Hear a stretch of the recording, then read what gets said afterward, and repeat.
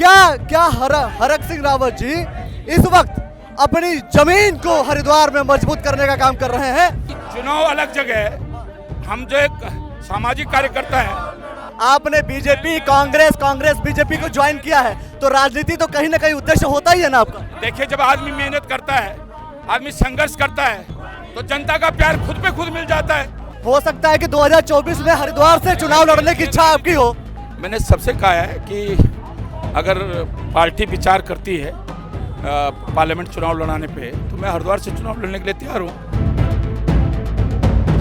आप बताते रहिए कि उद्देश्य क्या है इन सब चीजों का। देखिए, कर्मचारी के अंदर बहुत आक्रोश है।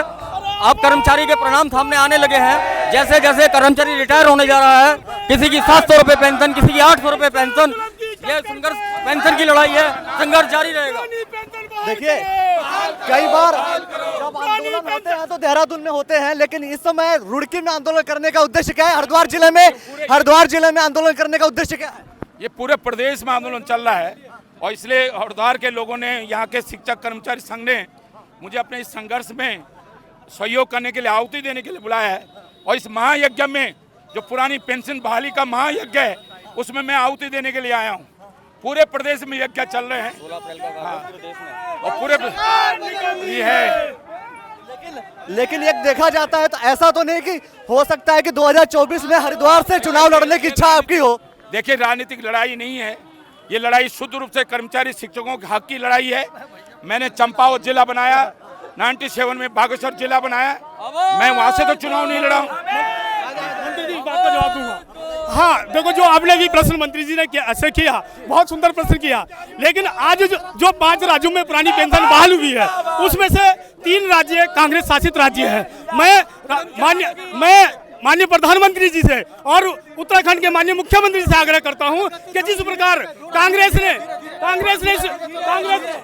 इस मुद्दे को समझने का काम किया है, उसी प्रकार भाजपा शासित राज्य से मांग को समझे। लेकिन क्या है कि देखिए, ऐसा माना जा रहा है कि हरीश रावत और हरक सिंह अभी समय संघर्ष, चुनाव के समय ही तो ये राजनीति है। जोर जुर्म की टक्कर से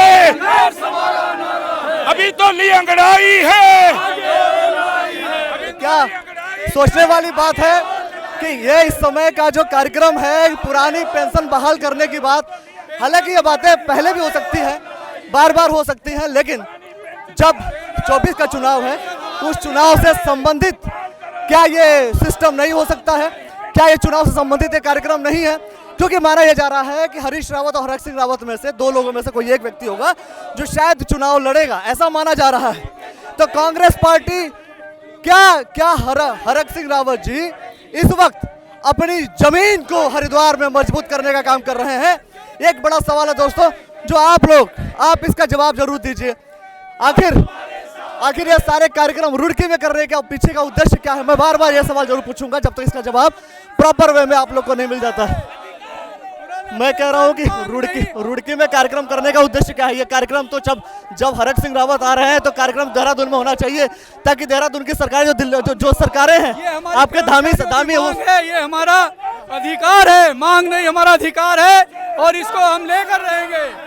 जो पुरानी पेंशन बहाल कर न सके वो सरकार निकम्मी है। जो पेंशन बहाल कर न सके वो सरकार निकम्मी है। जो सरकार निकम्मी है वो सरकार बदलनी है। अभी तो ली अंगड़ाई है, आगे और लड़ाई है। अभी तो ली अंगड़ाई है, आगे और लड़ाई है। कर्मचारी शिक्षक एकता जिंदाबाद, जिंदाबाद जिंदाबाद, कर्मचारी शिक्षक एकता जिंदाबाद, जिंदाबाद जिंदाबाद, कर्मचारी शिक्षक एकता जिंदाबाद, जिंदाबाद। मेन चीज है, कार्यक्रम जब होते हैं तो उन कार्यक्रमों का उद्देश्य होता है और उसी उद्देश्य को मैं जानना चाहता हूं।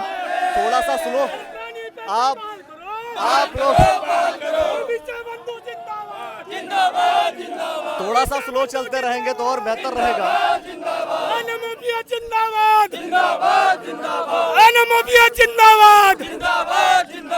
मैं ये कह रहा हूँ आपसे, देखिए ऐसा है, जब आप कार्यक्रम देहरादून में करेंगे तो मैं समझता हूँ कि सरकारें सुनेंगी।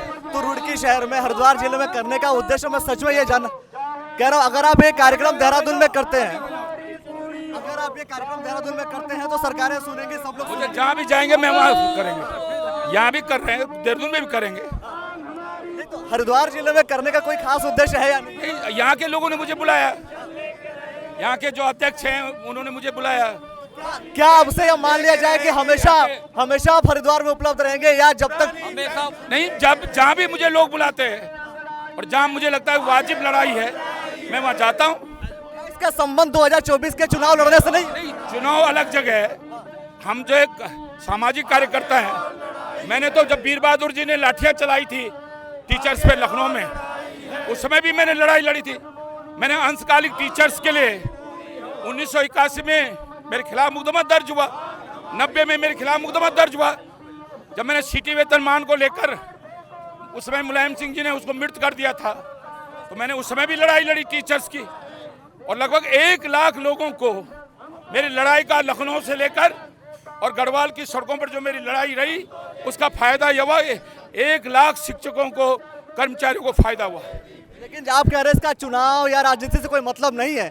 आपने बीजेपी, कांग्रेस बीजेपी को ज्वाइन किया है, तो राजनीति तो कहीं ना कहीं उद्देश्य होता ही है ना आपका। देखिए, जब आदमी मेहनत करता है, आदमी संघर्ष करता है, तो जनता का प्यार खुद पे खुद मिल जाता है।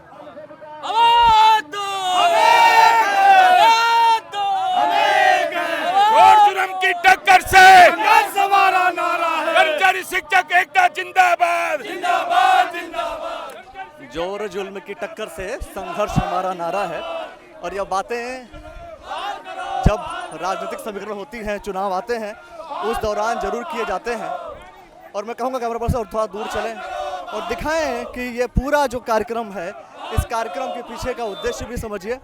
मैंने जब पूछा कि भाई चुनाव का क्या इसका कोई कनेक्शन है, तो देखिए जाहिर सी बात है, जब चुनाव जब आते हैं तो ऐसी स्थितियां आपको देखने को मिलेंगी, मिलती रहेंगी। हालांकि ये सारे काम जब ये बीजेपी सरकार में थे, तो क्या उस समय ये सवाल नहीं कर सकते?